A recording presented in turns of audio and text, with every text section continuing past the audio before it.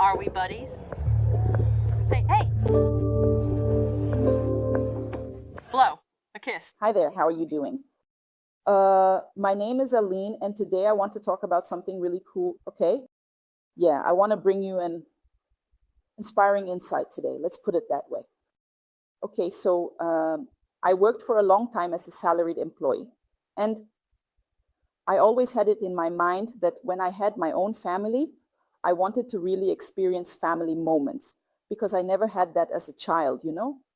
We came from a very poor family, and my parents had to work full time, right? And my mother, she sometimes worked from Sunday to Sunday just to put food on the table, so we hardly had any family time together. So I made a promise to myself that when I had my own family, I would pursue that, no matter what. And today, we see that a lot of people aren't following that path. So I want to share this insight with you because it has already been proven by several studies that the presence of both mother and father in a child's life, enjoying moments together, living those experiences with them, turns children into more confident, self-assured adults and brings that sense of belonging, of group, of family. And today there are many historians, researchers, and CEOs who follow this bravely. A recent example I can give you is Messi himself, who was offered a fortune to play in the Arab countries, but he said no. He wanted to play on his friend's team because he wanted to take his kids to school. Look how cool that is. So I know it's not easy, okay? But we can look at examples like Elon Musk, who is a dedicated father, even though he works a lot. Many people don't know this, but yes, there have been several interviews proving that he makes a point of spending time with his children. We also have the former CEO of Facebook, who after her husband died, became an outspoken advocate for the importance of spending time with family. Besides that, we have Mark Zuckerberg, who took 2 paternity leaves after his children were born, and he also showed that he wants to spend more time with his family. And he even incorporated this value into Facebook itself, okay? So what I want to tell you today is that entrepreneurs show us that it is indeed possible to be successful and still have time with your family. You need to define in a certain way what your priorities are. Because I see that a lot of people say, oh, but I don't have time. Yes, you do. When you declare something as a priority, what is a priority for you? Define that. It's essential that you define that today. What is a priority for me? My priority is my daughter, my husband, and also my family, my mother, my brother, who are close to me. So I need you to understand. Of course, I understand that nowadays we have to work, we have to study, we have courses.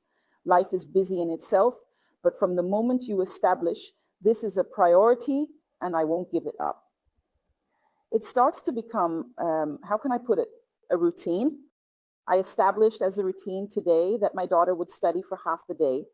While she studies in the morning, I do my digital work. My husband works in sales, but he also works from home. And I set it up so that every late afternoon, we sit down together, watch a movie or read a book.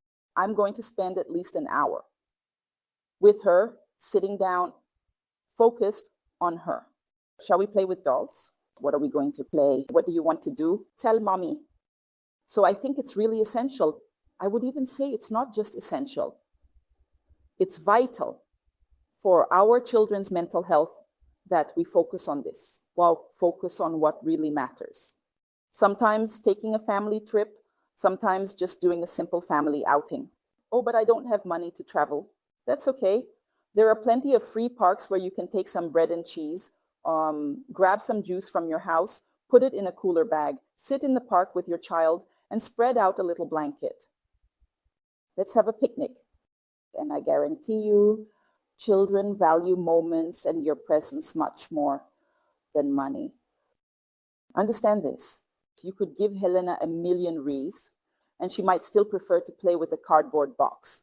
That shows us just how much we have to learn from little ones, to value these moments, to build these bonds.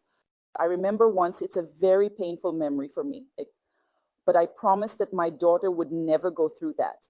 My mother, she had to work. She worked as a housemaid. And on Mother's Day, she tried to ask for permission to leave a little earlier so she could come to my performance, but she couldn't. I remember that I studied at a school called Interação there in Itapevi, and she couldn't make it. So all the children lined up and the school was packed for the presentation. And I remember that when the song started and I didn't see her, I kept looking for her and I couldn't find her. That hit me right in the chest and I started to cry. I couldn't sing, I just cried. Then I remember that my teacher, her name was Saida. I remember that teacher, Saida. I don't know anymore. It's been so long that I don't even know if she's still alive. She was already an older lady back then, you know. She hugged me and she said, "Your mother loves you very much. It's just that she had to work. It's all right."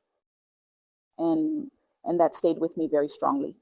And I promised myself that when I had my own daughter, I would fight with all my strength so that she wouldn't have to go through what I went through.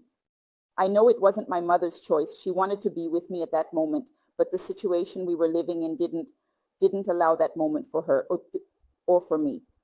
And I know how much that hurt me. So I want to tell you today that if you can organize your routine, if you can make your children a priority, if you can spend time with them, do it. Don't give it up. Do it. Travel together, stay together, sleep together, hug them, enjoy, experience the presence of your children, because that is essential. I lost 3 children. One of these days I'll come here to talk about it.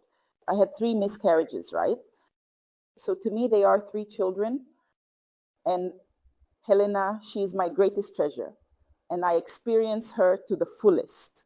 And that's what I recommend for you too, okay? A kiss. Bye-bye.